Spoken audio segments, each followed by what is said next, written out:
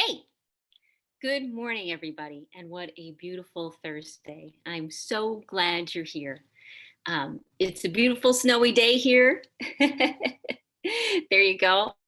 I'm looking forward to a wonderful day, and I hope you are too. I sound a little bit like Mr. Rogers, don't I? I know that's kind of crazy, but I'm Rita Hickman. I'm not Mr. Rogers. And I help women who are in narcissistic and toxic relationships really sort of find themselves again and get on a good path and reclaim their life and find their voice and evolve as a person. And if all goes well, then you then have a positive impact on the people that you love and the world around you. Because at the end of the day, we are, our job is to be the best version of ourselves that we can be, and um, and it means that we're going to have to reclaim those different parts of our soul and those different parts of our heart that maybe we left behind or we didn't even know we had in the first place.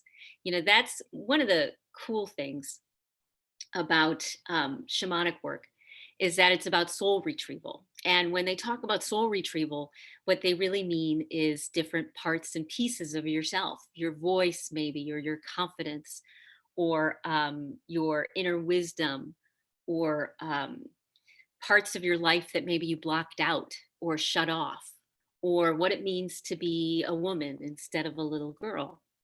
All of those things come into place.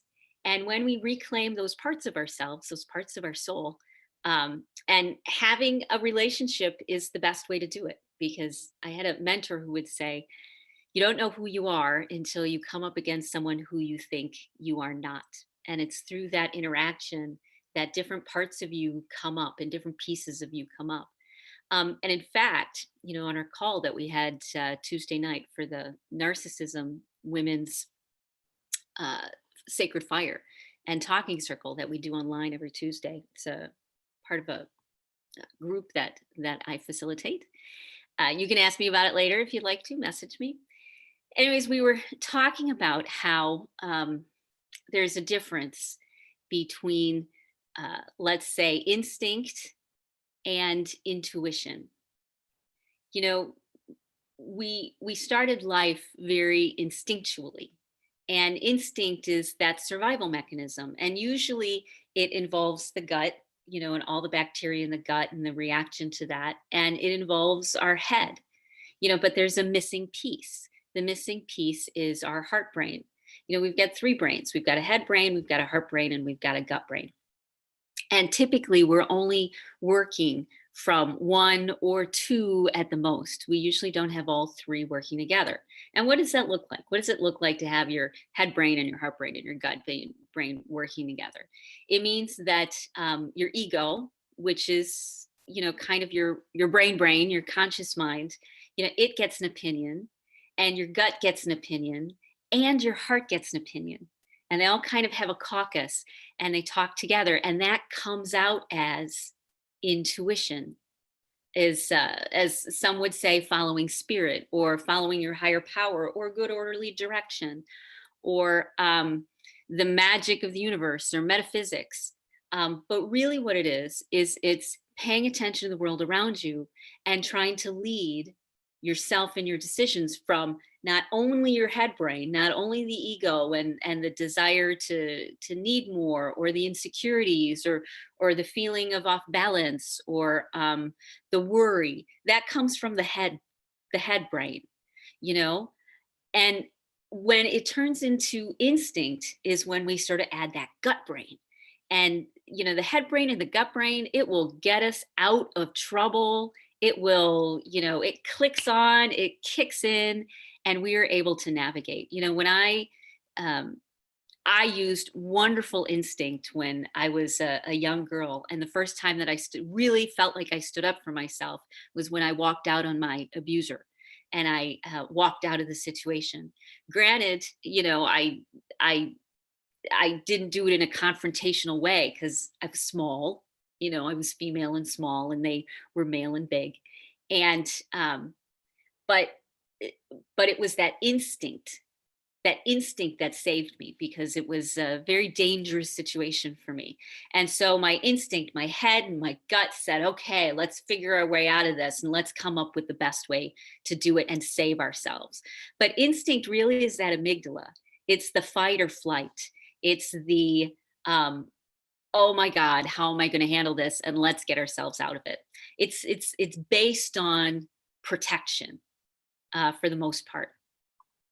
But when you add the heart brain, and the heart brain has actually a lot of the same brain cells in the heart they found are, you know, this the heart has a brain, a physical measurable brain cells in the heart.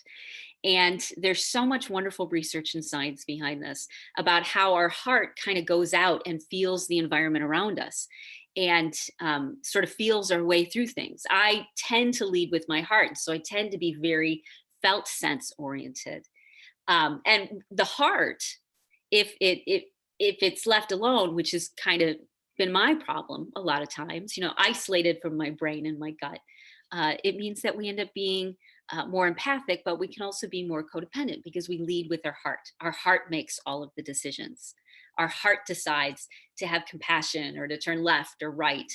You know, but when we do things based on the heart brain alone, it means that we still don't make balanced decisions, because we're coming from a we're not coming from a place that includes self-respect as well as respect for others. When we only lead with our heart and we ignore our head brain and our gut brain, then we can get ourselves into trouble that way too, because we're not using our intuition. We're using, this felt sense, this emotional body that we have, this energetic body that we have, but it's not being balanced out by the wisdom, of the ego, and the wisdom of the gut.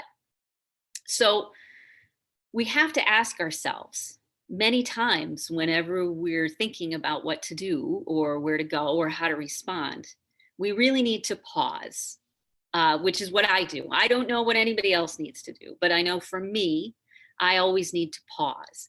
And when I pause, it gives me a chance to connect my head brain and my heart brain and my gut brain. And when I do that, for me, that's talking to the great mystery. It's talking to a power higher than myself. It's talking to something that's more linked and feels more and sees more and understands more than my brain could ever understand by itself, or my heart could ever understand by itself, or my gut could ever understand by myself. And when we start looking at the wavelengths that connect all of us, because we are all connected by measurable wavelengths, which they can see, and they can see the effects it has on people. We when we when we start bringing in that communal wisdom, like watching these live streams or talking to friends who've been through these experiences, when we start adding that communal wisdom to our lives. For me, I like the I Ching. I mean, the I Ching has been around for thousands of years. The wisdom in it is just so solid. And so for every move lately, I've been, checking out the I Ching. What's the wise, balanced, kind, compassionate? What brings out the highest version of myself? Who do I want to be? And so when we come from that intuitive place, it's very grounded, because it's not just based on what we feel. It's not just based on what we think. It's not just based on, what our senses tell us, or, or what our heart is saying. They always used to say, what was it, that you shouldn't follow your head, you should follow your heart. And in reality, that still gets you kind of messed over. It's important to follow your intuition. You can't ignore what you know, and you can't ignore your heart, and you can't ignore your gut, and you can't ignore the collective wisdom of the consciousnesses of everything and everybody around you. You can't ignore all that, because then you're trying to fly through the world blind. You're not flying with all of your navigation tools. You decided to get in the plane and blindfold yourself and hope for the best, and then you have no idea what to do, and then you watch yourself sort of spiral down, and you're like, how did I get here? But when you come from a place of intuition, when you come from a place of balance, and connecting your head and your heart and your gut, it gives you a different way of looking at the world. It gives you a way of engaging with people and caring about people in a way that is in everybody's highest good. That includes compassion for self and compassion for other, respect for self, respect for other.